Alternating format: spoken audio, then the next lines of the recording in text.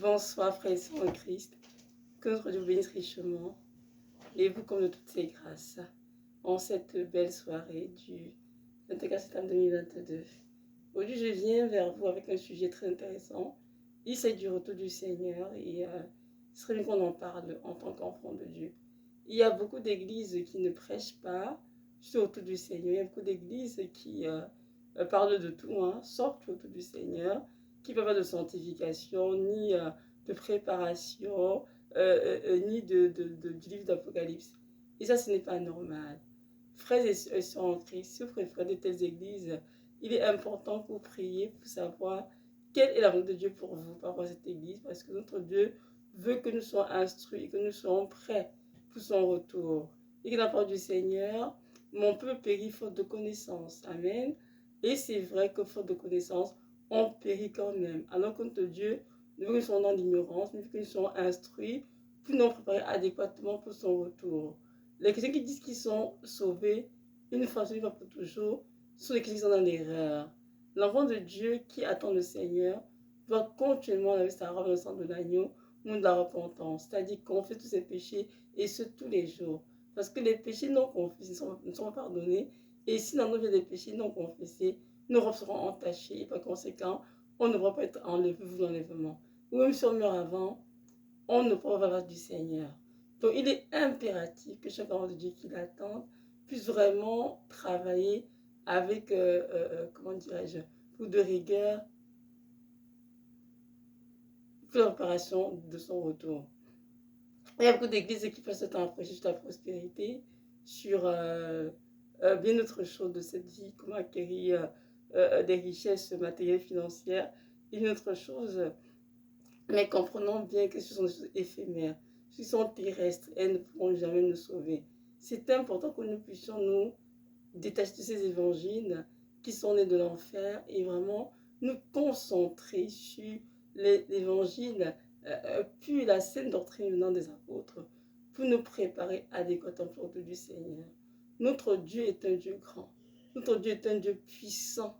Et en lui, il n'y a pas de variation.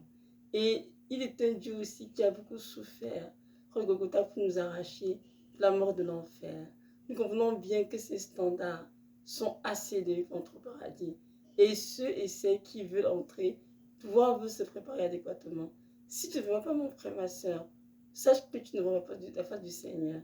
Donc c'est important que tu me prennes aujourd'hui, que je te prépare pour son retour.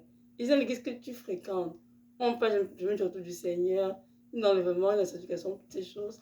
C'est sûr que ça t'endort, mais cependant, il n'y a que Dieu qui sait peut-être dans cette église. Et si Dieu t'a mis dans cette église pour que tu pries, avec que l'église se réveille et en parle aussi du retour du Seigneur, mais reste ici que tu pries. Si Dieu te dit maintenant quitte l'église et va ailleurs, dans notre église, on parle de ces choses et tout, mais tu obéis au Seigneur. Dans tous les cas de figure, ce qui compte, c'est d'obéir au Seigneur. C'est de faire ce que Dieu attend de toi et non ce que quelqu'un d'autre veut. Car notre Dieu est un Dieu, il est le Dieu maître et souverain de toutes choses. Et il sait exactement quel enfant de Dieu n'est pas dans l'église, pourquoi, pour quelle raison. Donc n'allez pas avec un jugement personnel ou physique, mais allez vraiment avec un jugement spirituel et priez afin que Dieu vous dise exactement ce qu'il attend de vous. Donc, dans cette vidéo, que je n'ai pas dans cette vidéo de dire de quitter vos églises, vos assemblées d'un coup sans prier, non. Priez toujours avant d'agir, c'est mieux.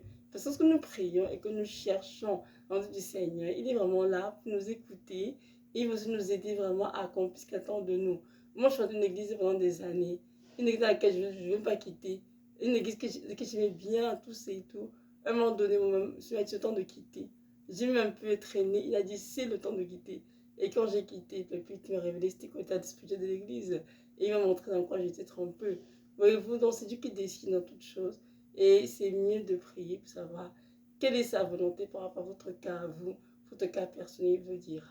Mais ce qui est sûr et c'est qu'une église qui ne parle pas du retour du Seigneur, qui ne parle pas de la fin des temps, qui ne parle pas de la sanctification, par rapport au retour du Seigneur, ce n'est pas normal.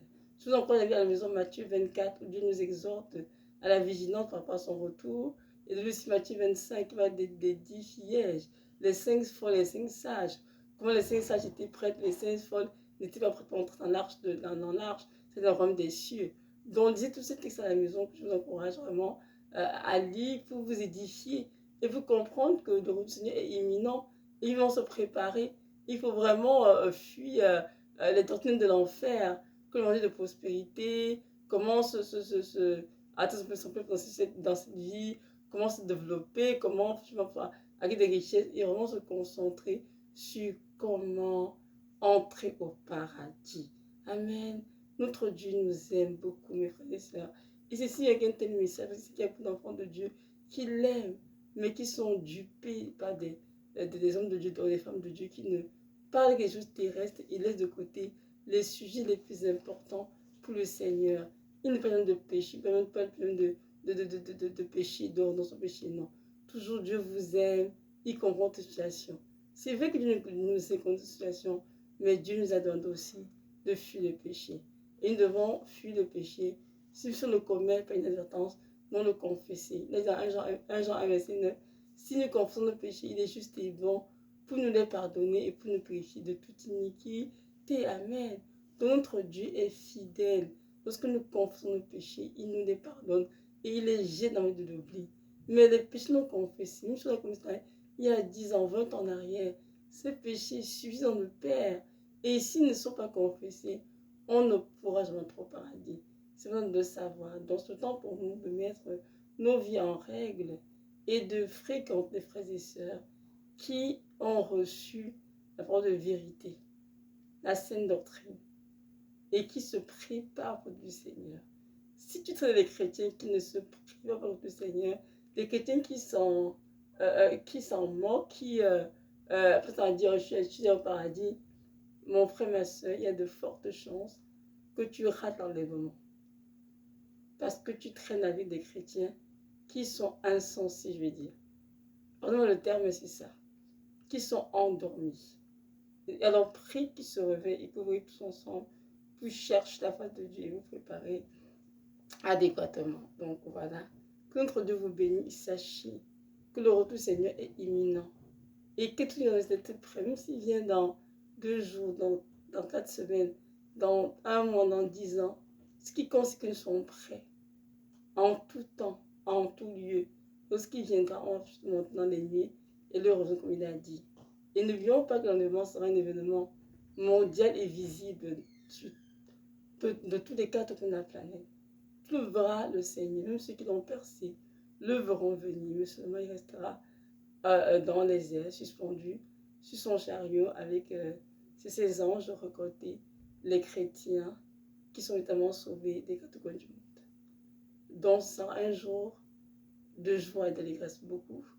Ce sera un jour de grâce en dedans et de pleurs pour ceux qui seront préparés. J'encourage à vous préparer. Comme la reine Esther, préparez-vous adéquatement et mettez vos vies en règle pour le Seigneur. Que notre Dieu nous donne à tous la grâce de le faire. De nous endormir et de nous réveiller et de comprendre que la nuit est avancée. Jésus qui se revient bientôt. N'oubliez surtout pas cela. Préparez vos enfants pour son retour. Je vous aime beaucoup. Notre Seigneur encore plus. N'oubliez jamais qu'il vous a racheté un grand prix au prix de sa vie. Et que c'est par ses meurtrissures que la guérison. Il n'y a pas de raison qu'un chrétien finisse sa vie en enfer.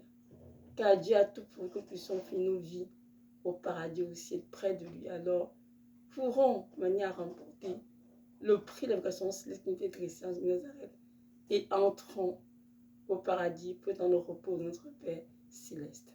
Soyez richement bénis. Maranatha, Jésus revient bientôt. Shalom, shalom.